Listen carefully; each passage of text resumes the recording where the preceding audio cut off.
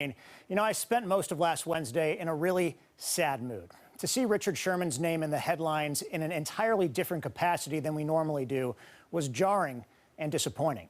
I mean, this was Richard Sherman, the Seahawks hero, a potential future Hall of Famer, and more importantly, a stand-up role model who overcame the odds growing up in a bad neighborhood to excel and graduate from Stanford. The Sherman who continues to be a mentor to so many younger players in the game. To clarify, I wasn't disappointed in Sherman because without initially knowing all the facts, that would have been irresponsible. I was just sad to see him in jail, to see him in such a vulnerable and seemingly uncharacteristic situation, which is why I was more relieved than anything to see his statement on Friday. Quote, "I am deeply remorseful for my actions on Tuesday night. I behaved in a manner I am not proud of.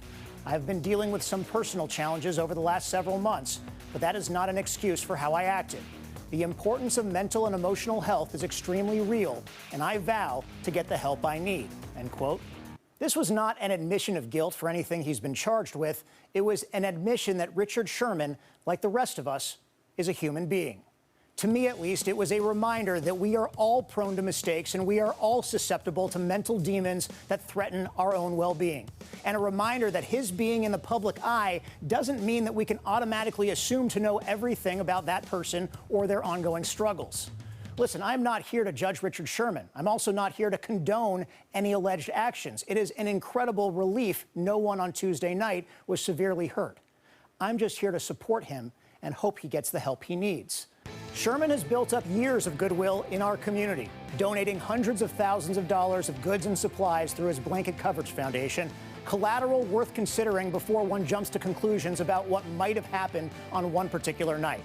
And certainly before the all-too-common practice of tearing someone down just because they happen to be a high-profile celebrity. We rooted for him as a Seahawk for 7 amazing seasons. He is still an important member of our community here in the Pacific Northwest. And from where I'm standing, this is when he could use our support the most.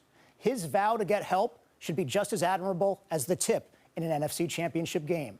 And I hope it goes a long way to getting him back to being the Richard Sherman we've all loved. So what do you think about the Sherman situation? Have your feelings evolved since the original headlines came out? You can always find me on Twitter at Q13 FOX or email us at aaron.levine@fox.com. Meanwhile, Mariners